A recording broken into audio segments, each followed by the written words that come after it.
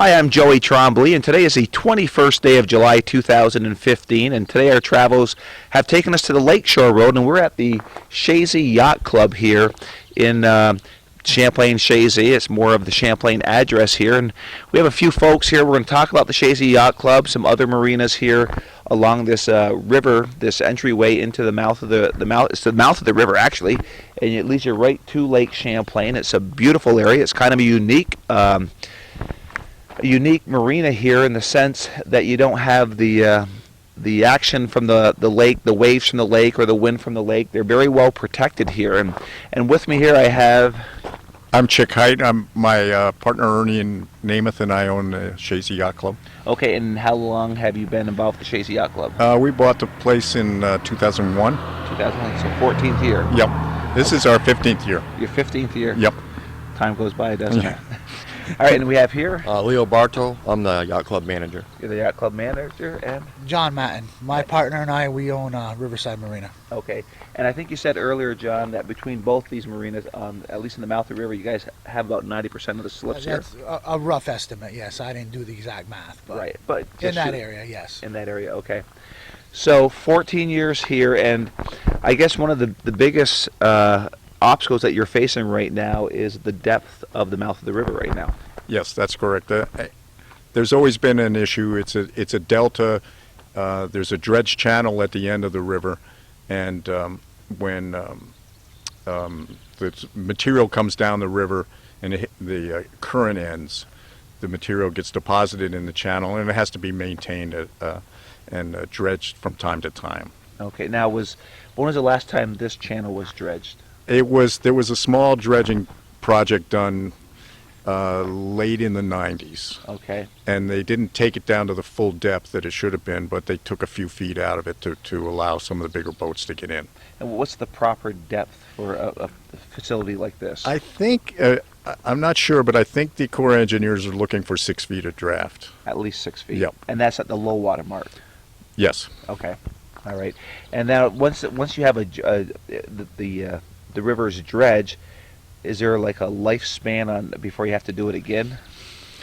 The Corps engineers comes here, I think, every year and surveys it. Okay. But they do not maintain it. They just survey it and keep track of the depth from year to year. Our point of view is to watch it and see if boats can get in and out, and sure. that's pretty much the way it has to be done. We really don't have the resources to do any dredging ourselves. We have to find someone who's willing to come and do the work, or someone who will give us a grant, or someone who will take it on. So actually, the rain in June probably wasn't a bad thing for you guys. Oh, not at all. I mean.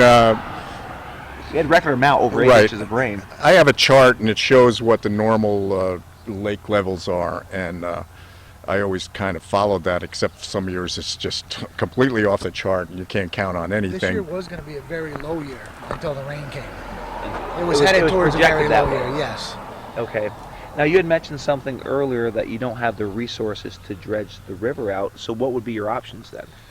We're working with the town of Champlain on a grant proposal. Okay. For some federal money to work through the dredging. It's part of the upgrading and upkeeping the waterways program they have. I believe that's what it's called, or something along those lines. All right, and now, do you know the length of process to go through that to get this grant money?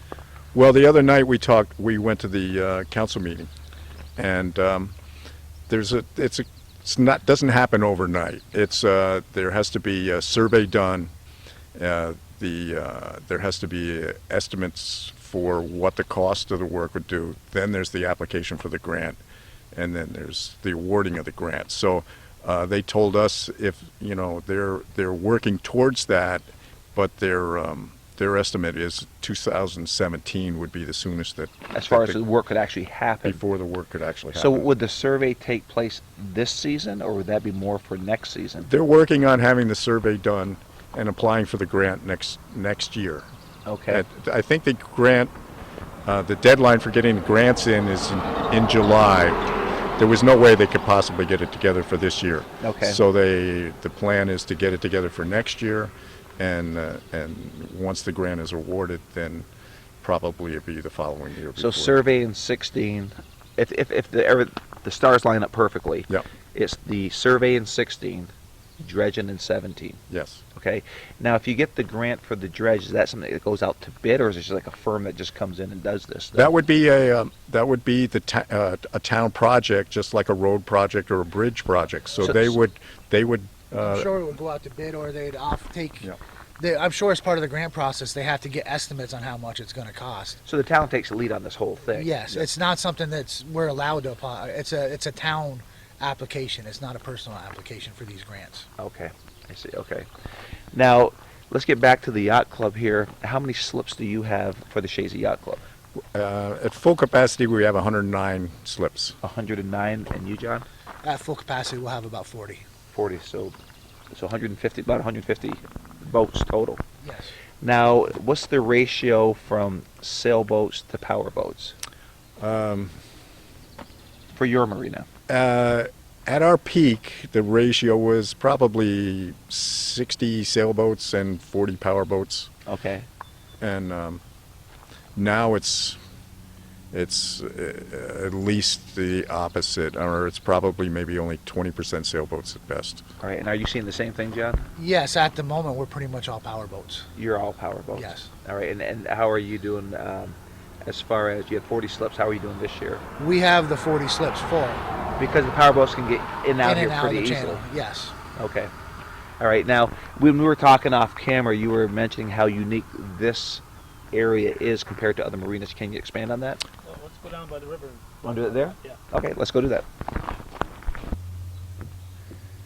Okay, and we've made it down to the docking area here on the river, and this was actually the former site of Ken Lord Marina back in the 70s, at least, Before that. and before that, but I remember into the 70s, it was Lord Marina.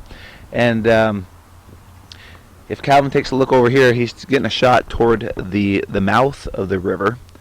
And so now, check that part of your marina down there too? No, the part that sticks furthest out, that's B&B Marina. B&B Marina, okay. Yeah. The next section of docks that you see there are 42 docks of ours. That's our A section. Okay, that's your section there. Yes. Okay, all right. Then this is the B section here, and then we have C and D further upstream up near the trestle.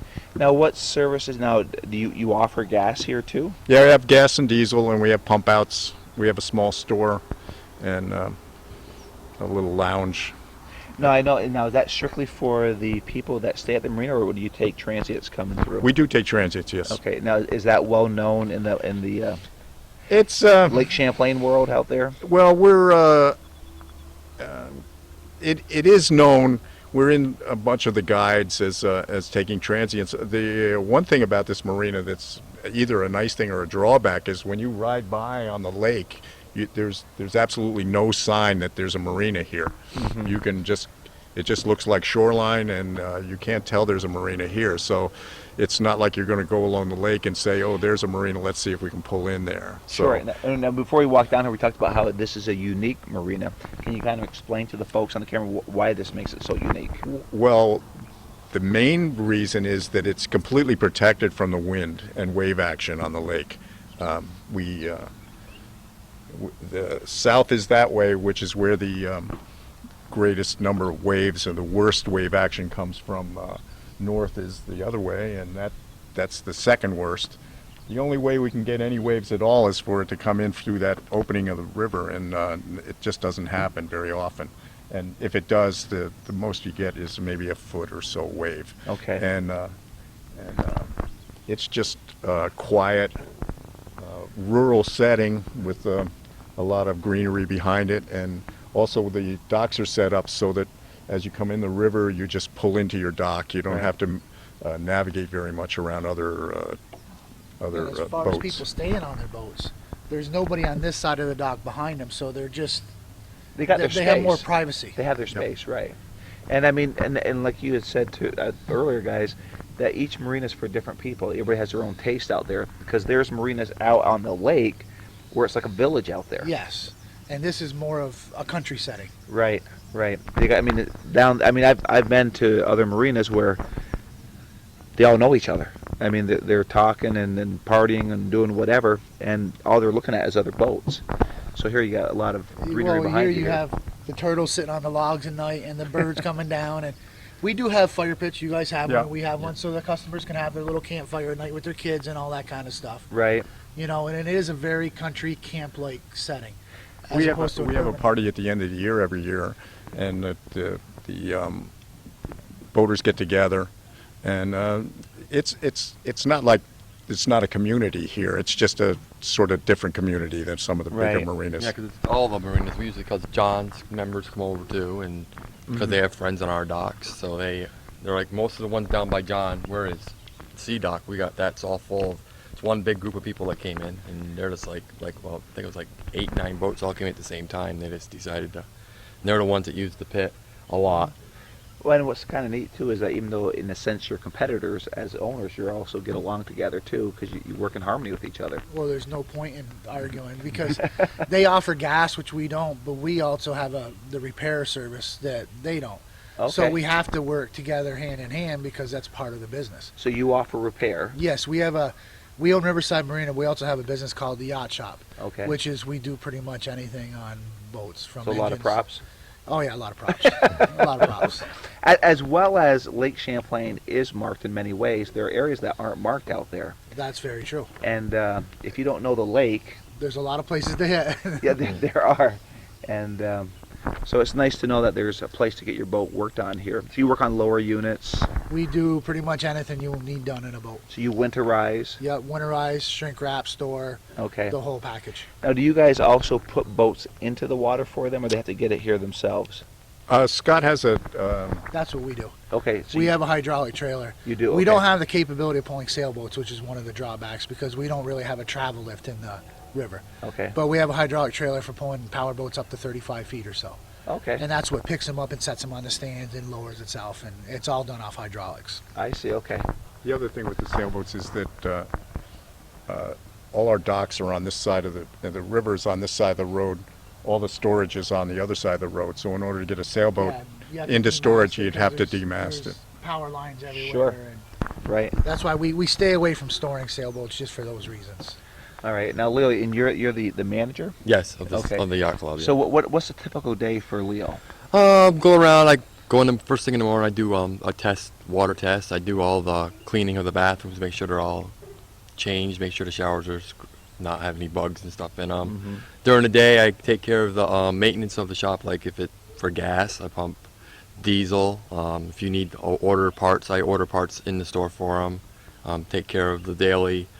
So Just somebody daily. comes in for gas, you're the one that does Yeah, the I'm the pumping. one that pumps them out most of the time. Sometimes they pump themselves because the pump out is made just for them to. They For can the do pu- it. for the pump out. Okay. Yeah, they can do it themselves all the time. But the gas and the diesel, so is there a usually buzzer that to let I you know have, somebody's here? I have a two-way walkie-talkie I put out here. Okay. I hang it up on there, and if I'm not down here, if I'm in the bathroom cleaning, they can beep me and they'll call me, and I just call them back and say, hey, we need gas or Okay. something like that, or ice or soda, because we do have some other materials in the store. And my guess is no 2 days are the same. No, every day is different. If we have like rainy days, if it's really rain, we have to go out and make sure all the docks are not moving a lot upstream. Because Is there a lot of maintenance to the docks during the season? I'm sure there's probably off season you're doing a lot of work, but during the season? You have to keep an eye on the water level. These docks are all floating docks, and they're held in by anchors. So the anchors have to be adjusted as the water goes up and down. Otherwise, the docks will move around and Okay. not be in their configure. I'd like to say also that Leo is a very handy guy, and he does all the repairs and maintenance around here. He's built things that needed to be built, and we're really happy to have him. And so how many years you been part of the team, Leo? this is all. I've been here for 2 years, my second year, but I've lived right across from the A dock, and I've always come over on like my days off and like help them put docks in, pull docks Right. out. And whenever they needed help, they could just call me, or I'd come right over. So is it a big job to adjust the docks in season? I know it's something you gotta kind of just keep an eye on because it's unless you have a big event like Irene Yeah. or And something hopefully like that's that. only that's a once in a lifetime event. I hope hopefully. so. Hopefully, yeah, that we don't see that one again, like the ice storm of '98. We Right. don't see that again, at least not in our lifetimes. Um, Now, as far as, do you get people that will just come in for the night? They need a place to stay, and they just come in and can they rent a slip for the night? Oh, sure. Okay. Yep. We used to go to the Montreal Boat Show and we'd hand out a certificate for a free night stay. And we got quite a few people coming in on that, and they'd stay for more than just a night. But we haven't really promoted that much because we're not really in the path of most of the people that come by. But we get people. We're in all the marina guides as a place for transients. So, with that being said, what are the hours for your marinas? What are we? We're 8 to 5 Saturday through Thursday, and Friday nights we're open until 7 on Friday. And how about you, John? We're 8:30 to 6 Monday through Saturday. Okay, so if it's a Friday night, somebody comes in. Now you're shut down at 5 No, it's 7 o'clock on Friday. on Friday, but say, well, it gets dark at 8:30, Yeah. 9, and somebody comes in at 8 o'clock, needs gas, or wants to spend the night. Is that still a possibility? Yeah, they call me, and I leave my phone numbers on the wall. So I've had a lot okay. of people call me and tell me, they've come in at like 7 o'clock, oh, we need gas, we're like really low. I'll come down, it's like 30 seconds for me. Right, sure. Or and if they come in at night, I'll say we want to spend the night. I say, okay, just come see me in the morning. We'll take care of it. Okay. So like I said, they don't have to go right down there and do it. Right. We just tell them to pick a spot, and then in the morning they usually come and see me, and they tell me if they want to spend a couple of days or just one night or whatever it is. So. Yeah, usually boaters are usually in a pretty Yeah. good mood. You're out boating. Yeah. So it is a fun thing. Yeah. Oh, yeah. That's the nice thing we realized right off the bat. I mean, the job of a marina. I mean, there's people here to have a good time, Right. and the main thing is to not mess that up. They don't want hassles, and we try to avoid hassles here. And Well, you want to give We- them a good experience. yes, yep, that's the main thing. Now you hear people talk out there that the boaters will put their boat in, but they never go out.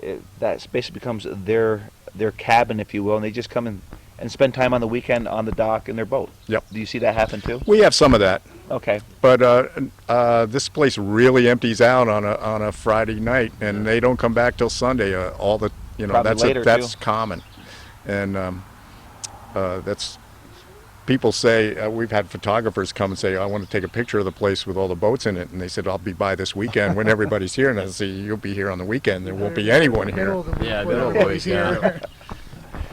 The again, going back to the ratio, you're figuring it's about 20% sailboats now for you. I would. Like right now, the sailboat, of course, the water. We had a lot of rain in June, so there's no problem getting out this river right now. Right now, no. We're For at the 6-7 feet right now in the Right. channel. I was just out the other day doing a lake test on a boat we were repairing, Okay. and the channel's running 6-7 feet through the majority of it. Which can handle most boats that you guys have. Oh yeah. Okay. And then now, as the season moves on, and then you've been here long enough, how much drop do you see on normal rainy conditions? What's the normal drop now as you go into July and August and September? August is generally the worst. It comes back up some in September. Okay. August is usually where it hits that bottom level. Critical point. But this year's a little different because it's been raining steady, where most years July is pretty dry. So you aren't overly concerned about August this year. there's really no way to know. Yeah. Okay. There is It- not. I have a chart inside, and it shows average and high, record high, record low, all the way through. You can generally say in the spring it's going to be at its highest, and it's going to be there till somewhere start of June, and then it's going to slowly go down, and then by the end of August and September it'll hit its bottom, and then there'll be a bunch of rain and go back up. But it can come back up very quickly. can We go had down one year very when, quickly, the year of Irene, it was very, very low Yeah.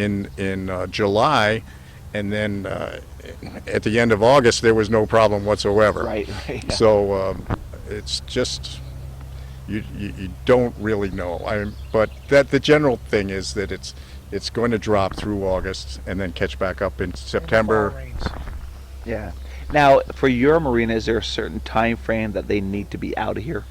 Well, we run May 15th to October 15th. Okay, so that's But- your season. Yes, but we pull the boat. So Quite often they're on the docks till we're done doing winterization. Okay. We pull all the boats anyway, so yes, Right. they're done using them. They're not coming down and all that. But they're sitting there because if you pull too many and get them on land, then you take a chance of some freezing. So you pull just what you can do. They're Sure. safe in the water because if the water's not frozen, the motor's not going to freeze. Right. So you pull. So most people here, you pull them out. Yes. Okay. So they aren't going out to the The boat ones launch. the ones that we keep for the winter storage, we do about 60. We pull them. Okay. I- you I pull pull them, 90%. winterize them, drain the water, Yep. shrink wrap them, and they're here for the season. Now, now, whatever your price is for the season, does that include the winterization and shrink wrap, or is that something separate? That's separate price. That is separate pricing. Okay. All right. And your season's the same thing, May 15th to October 15th? Our season is the same, and we have the same situation. Some of the boats are waiting to be pulled out. Some people aren't ready to get out. So- We give them some leeway and allow them to if they're not take. if they're not in line to be pulled, we'll let them stay on their boat an extra week or two so they can get that last little. And some will push it to November. oh yeah, Really? some will push it just as long as they can. I just don't see that'd be that enjoyable out there at that time frame. Our issue here is that we have all these docks that have to be pulled out every fall.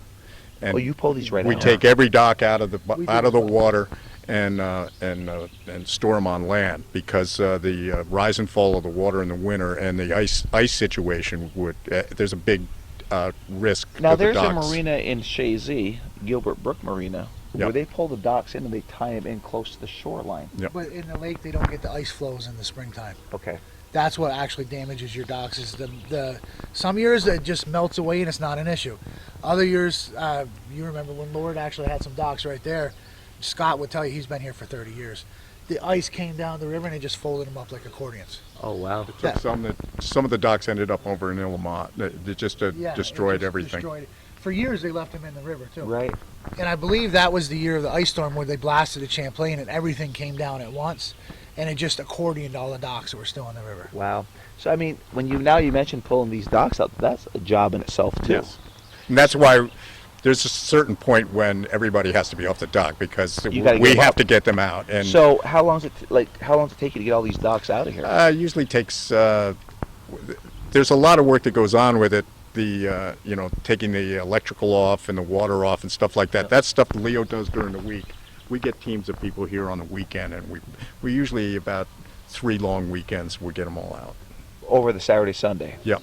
Wow. Friday, Saturday, Friday, Sunday. Saturday, Sunday, yeah. Over 3 weekends. Yeah. So you're looking at 8 to 9 days worth of work. Yeah, it's like 8. Depends what time we all get here. And We the same thing, getting them back in the spring. thing. Yeah, staying up. So you're starting to put them in before May 15th. So you're we ready try to for get here in season. April if we can. Yeah, April. Since we have so much springerizing to do over there and unwrapping, we get as soon as the ice is out of the river. It could be You're March. putting the we're docks putting ours in because we have to get them in because we got to prep all the boats to go in the water and everything else. Right. Now, are you pulling everything out like right here? Where do you do your work? We have with 2 all these ramps. out? We have a ramp at the A section and then a ramp at the C section. So we'll pull the C and D docks out down there, and the B and A get pulled out here, and they get stored in the parking lots. And this is strictly docks. There's no moorings that you see in the mouth of the river here. No. Okay. All right. Calvin, anything you want to add here? No, I'm assuming that probably the majority of your business is a Canadian market. Yeah. At times it's over 90% Wow. for us. Same for you, John. It's high. I is don't high. know the exact percentage, but it's a good portion of it. Yes. And then do you have locals too that want to come in and moor here also? Yeah, we do. Okay. Yep. And then while we're off camera a little bit, we noticed that, of course, the river flows this way, but there seems to be a current on the top right now. So what's going on there? Well, we normally don't have very much current here. There is always some current going on. Today there's been some rain, so there's a little bit more going on. We're basically at lake level here, and so the current is going to slow down as it gets closer to lake level. Right now the wind is blowing upstream, so if you were to throw something in the water, the wind and the wave action would push it up. Push it up. But on top of this, but there's also a counteractive undercurrent happening here too. The main current is below this top surface, and that's moving water. It's constantly moving water from upstream into the lake. So all of the debris that fills up at the bottom of the river, is it coming from the lake or is it coming From upstream. from From upstream? upstream. Yep. That's where it comes from. Yeah, it's silt and sticks and things like that, and a lot of times there'll be a big tree that'll slowly float down the river, and it all ends up in the lake, and usually it goes out there to where the current stops, and then it settles out, and that's where we have problems with the channel. Now, is there like an unsaid rule, or is it a rule in the boating world, like in a channel like this? Is there a certain speed you're allowed to go through here, or that you should be going through? Well, it's a no-wake zone. Yeah. Rivers in New York State are a no-wake zone anyway. Okay. Has to do with the erosion of the shorelines. All right. Now, with the no wake zone, I mean, the person has to get from here to there. How fast are they allowed to go through here? 5 and less.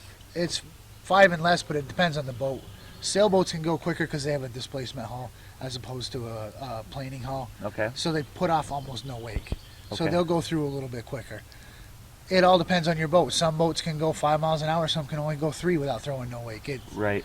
But it's generally a 5-minute ride to the lake. It's not a, Right. Yeah. and it's a not nice. big deal. Most of the people here know people all the way up and down. So you're driving by and you're, hey, how you doing this weekend? It's kind of a social event. Right.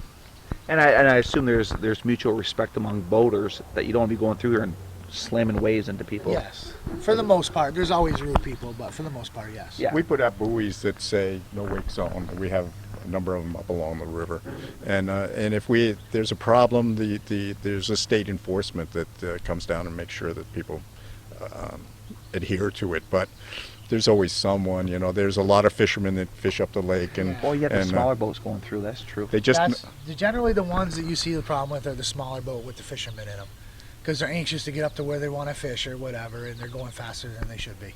Right. Most of the people in the marinas have enough respect for other marina boat owners that they don't go through like that. This is, I know I just thought of this question, and maybe it's a dumb question, but with all these fishing tournaments going on out there, like the pro bass tournament and stuff, would they come into a channel like this to fish, or would they stay strictly in the lake? Some do.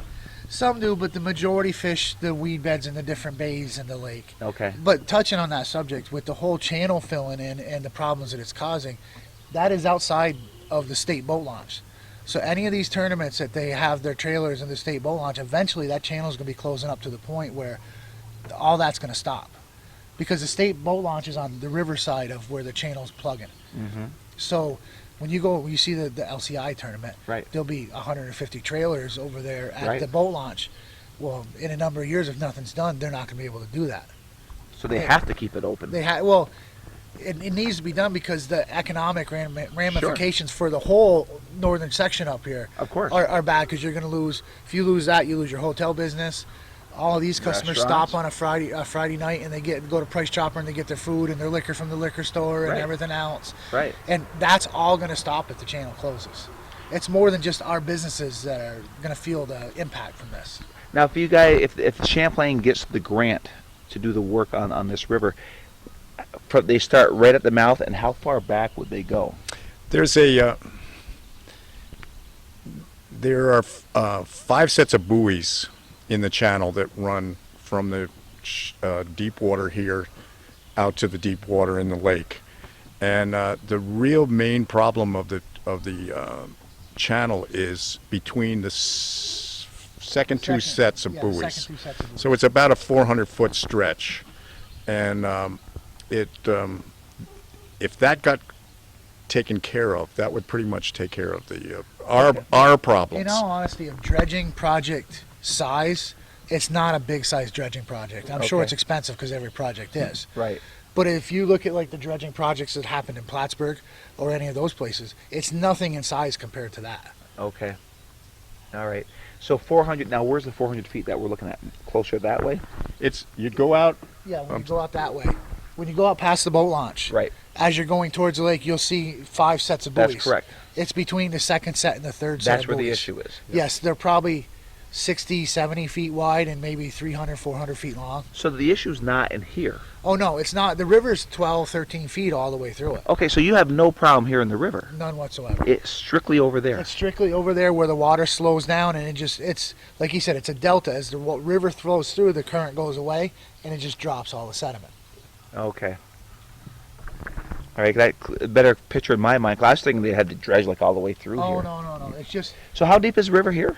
Right 12, now. 13 feet. It, Yeah. it varies, but I mean, We have 8 feet, easily, probably 10, 12 feet right here at So the like docks in now. August, if it was a normal year and it got to your the chart like you said, how deep would you be out Oh, here? we'd have 8, 6, 8 feet Oh. at every dock Never all the an time, issue. and You probably never have 12 an feet issue. in the middle. So only right there. Right. only right there, and it's only a 400-foot stretch of it, give or Right. I mean, give or take. I'm not Right. out there with a tape measure. That's why Right. that's why they dredged that channel, because this is such a perfect place for a harbor. But But you would think that that would be, you don't have to get a grant for that. That'd be like just part of an upkeep of Lake Champlain and for the businesses and stuff that every so many years they just come in and dredge it out. Well, Well, It- originally, this is before my time, well before my time, but back in the 70s when they built the boat launch over here, New York State actually was the one that came in and built that boat launch, and they did the original dredging of the channel. And you would, yes, you agree, you would think that at some point they would say, listen, we got this fancy boat launch built here. And actually last year, Betty Little, I think it was Betty Little, was here talking about they're going to be doing some upgrades, some asphalting upgrades and whatnot to the boat launch over there. Well, the boat launch isn't going to be any good in doing the upgrades if you don't open up the channel and let the boats get out. Right, exactly. So I just think that'd be something that would be in the budget for the state to do. I mean, throughout New York State for these areas that Yeah, would. now you're asking something over what I would know, though. you No, know? I know. I mean, I'm just talking out loud. I mean, I Yeah. don't expect you guys to have the answer to that. these things get taken care of differently in different places. In some places, like on the coast, or some places, you have an association that Yeah. it's big enough so they have an association that can take care of it. Some places have a harbor master who is in charge of charging fees and collects fees, and they have a budget to maintain the harbor. Some places it's taken care of by the municipality. That was the problem here. Nobody knew who was in charge of it, and the Corps of Engineers are the ones that oversee these things. They take care of dredging if it's a commercial waterway, so they take care of everything from, I think this region takes care of everything from the Quebec border down through the canal, down the Hudson past Albany. Okay. But something like this, they say this is, they told me once, well, maybe we should take care of that, but just there's no money for it and there's no budget for it. So you got to find somebody who's willing to put it in their budget. The town seems willing to help us quite a bit on this, but I don't think they're willing to take on the whole. And I understand why the town probably wouldn't. Right. But I'm just thinking at the state level. I mean, they have the APA. They take care of that. They have all their campgrounds. They Right. take care of that. To me, this would just seem a logical This is more extension like of that. This is more like a roadway. I guess you would look at it that way, and you could look at it as either a town road or you could look at it as a state road. And so you've got to it also decide comes how. down to when New York Harbor needs something done, they're going to get the money before we are up there. That's just the way it is. Right. Or right. if something down by Albany on the Hudson needs to be done, they're going to get that done before we are. We're very low on the totem pole. So our next avenue to go through is to get a federal grant to do it. Right. And this, as I said, this was not designated as a navigable waterway up until just a year or so ago. Now, so where did the idea come for that there was actually grant money out there? Did it come from our politicians? How did you find out about that? Somebody came to me and said, I hear they're going to dredge the river. And I said, that's news to me. And they said, oh, I read in the paper the other day that it was going to be dredged. So I went online and I found a newspaper article saying that the river had been designated as a navigable waterway, and it was eligible for these grants, and that there was $12 million worth of grant money that was given out last year. And so we just made some phone calls, and the town started looking into it, and it's money that the town has to apply for. Right. But it's moving forward right now. Very much so. And the town officials have been very much supportive, and they're really hoping to find a way to do it. We're hoping that we've got a petition out that we've asked people to sign to support us, and we hope the townspeople will support it also, because think they there is would. going to be a cost to the town. But I would think if the dredging does take place, that's going to help all your business here. I would assume Well, if for you aren't one, at full if the capacity, I grants- think it would If be. the grant is approved, all the money that the town spent goes back to the town anyway. Mhm. Because that will be whatever they spent surveying and Right. that will all be Grant part money of the helps grant. It will reimburse what the Right. town spent. I see. Okay, but I would think that once word gets out that the dredging has taken place, that 100% capacity is not unrealistic. I think, I'm sure we could go back to the Montreal Boat Show and get the word out as best we could, and I'm sure it would be a year or two we'd be back to full capacity. But if that dredging doesn't take place, we're going to stay where we are Okay. at best. And one thing I could mention is these properties that we own here, they're narrow strips that run between the road and the water. They're absolutely useless as anything but a marina. So, I mean, it's not like you could say, well, the marina closed up, we'll put a condo up there or something like that. It's meant to be a marina, and Right. that's what it's good for, and it's a very good marina. Hmm. Now, do you guys have websites at all? We do. We have one. It's chazyyachtclub.com. Okay, so you obviously get word out there too. Yeah. I assume you keep it updated with information. We try to keep it up.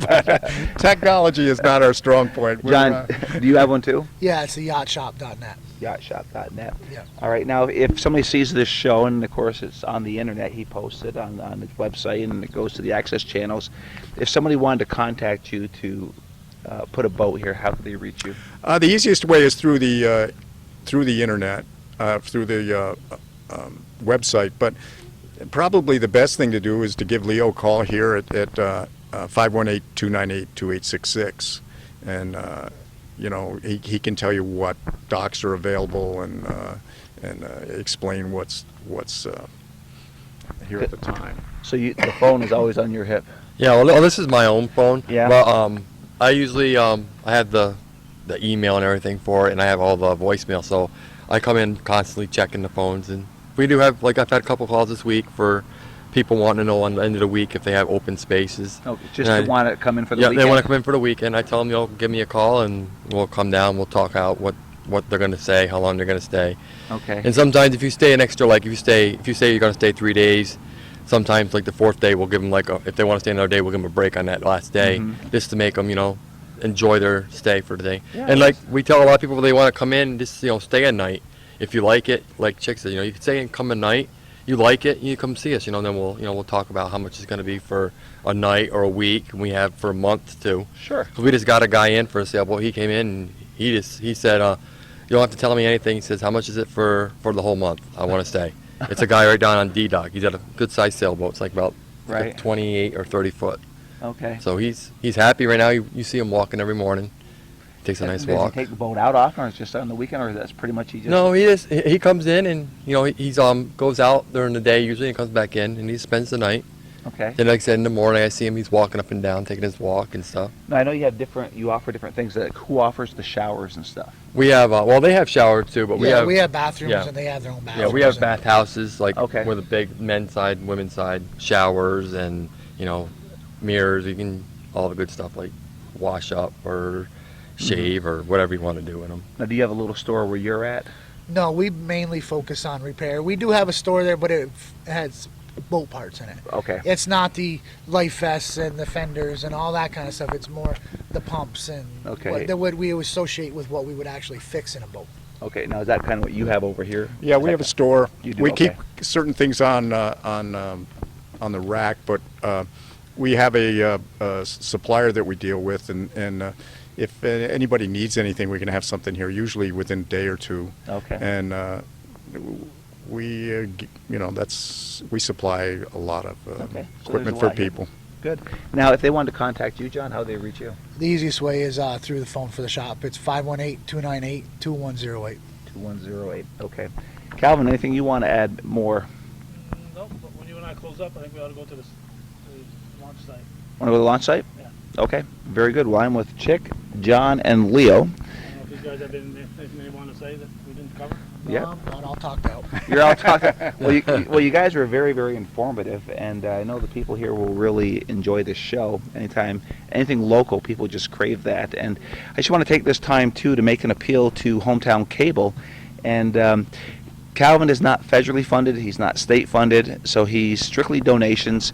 And if you feel compelled after watching this show and you like what Calvin is doing here, and he's been doing it for over 33 years now, I think, send a donation to 1477 Ridge Road in Champlain, New York, 12919. Or you can go to hometowncablenetwork.com. He does have a PayPal account up there. You can make a donation there. But Calvin is preserving the history of our area. This show here will become a hometown memory for you guys as the years go on to your families. And Calvin does some really good work. We take him for granted. He's been doing it for 33 years, Calvin. And it was 33 years in June that Calvin started the camera. And he has to pay for the access channel. I mean, it doesn't come cheap. He's got his gas, his time, and it's his livelihood. So if you feel compelled from this show anyway, please send a check to Calvin, and we're going to head to the boat launch. Calvin, you said? Yeah, the first time. Okay. So Calvin and I have made it to the mouth of the river. Actually, he's pointing upstream where we were. And as he's coming around, we're at the mouth of the river. And what we were talking about is you have the river flows toward the lake, and you have all this debris that follows it, and it drops where the dredge is out, where they want to have it dredge out in here, where you don't have the flow really working, and it just builds up with material, and that's what they need to clear out. But Calvin and I were talking off camera when we got here, is that it just seems logical if the state put in this boat launch that they're going to want to make sure that people can get from here out to beautiful Lake Champlain, and that the dredging would be part of the logical process, whether it's every 5 years, 10 years, whatever it takes to come in and take care of that. So a little surprised when I was doing the show with the guys back there that they got to go through this process of getting grant money, and it has to go through the town. It just seems like a lot of red tape, but I guess with any kind of government agency, there's a lot of red tape trying to get things done. But hopefully, not only for them, but for the people that love Lake Champlain and all that it has to offer, that this work does get done. And I know it will help them with their business personally, and that just helps commerce in general.